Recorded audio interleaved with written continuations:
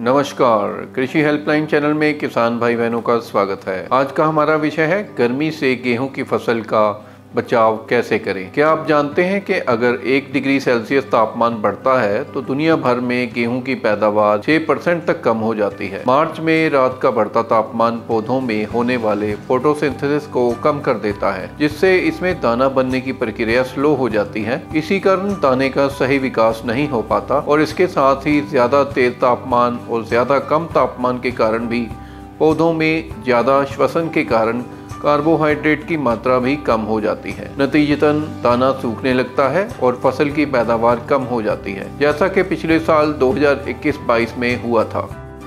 आइए अब जानते हैं कि गर्मी के तनाव से फसलों को बचाए रखने के लिए कौन सी रणनीतियां अपनानी चाहिए। मिट्टी में पर्याप्त नमी बनाए रखने के लिए हल्की सिंचाई करें। सुबह जल्दी के समय या शाम को देर से फसल को पानी देना चाहिए, ताकि दिन के समय चलती तेज़ गर्म हवा से होने वाले नुकसान के असर को कम से कम किया जा सके।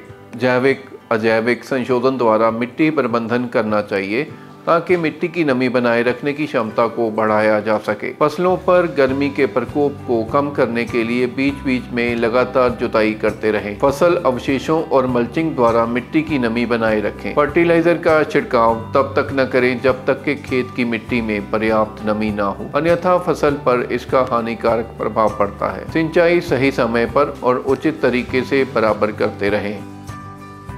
आइए अब जानते हैं कि भीषण गर्मी के प्रकोप से अपनी फसल को बचाने के क्या कारगर उपाय हो सकते हैं। ऐसी किस्में विकसित की जाएं जो गर्मी सहने वाली हों। ऐसा प्रबंधन होना चाहिए जिससे फसलों पर गर्मी के प्रकोप का असर कम से कम हो। बिजाई का समय इस हिसाब से रखा जाए कि ज्यादा तापमान के नुकसान का फसल पर कम से कम असर हो। किसी भी क्षेत्र में वहाँ के मौसम के अनुसार चुनाव करके ही फसल की किस्में चुनी जाएं जो गर्मी का प्रकोप सह सकती हों। गर्मी के प्रकोप से ग्रस्त पौधों की लगातार प्रक्रिया पर व्यापक शोध होना चाहिए, ताकि इसका असरदायक प्रबंधन किया जा सके। इसके लिए हमें ब्रीडिंग की नई तकनीकों का इस्तेमाल करना होगा, ताकि हम भविष्य में हर साल तेजी से बढ़ने वाली गर्म हवाओं के कारण जमीन की कम नमी का मुकाबला कर सकें। इसके लिए हमें भीषण गर्मी को सहन करने वाली फसलों की अजैविक किस्में विकसित करनी होंगी। ग्लोबल वार्मिंग और जलवायु परिवर्तन के इस दौर को देखते हुए हमें समग्र दृष्टिकोण अपनाकर गर्मी के प्रकोप का असरदायक प्रबंधन करना होगा। तभी हम आने वाले सालों में फसलों की अच्छी पैदावार और खाद्य सुरक्षा को कायम रख सकते हैं। आशा है यह जानकारी आपको अच्छी लगेगी और आपकी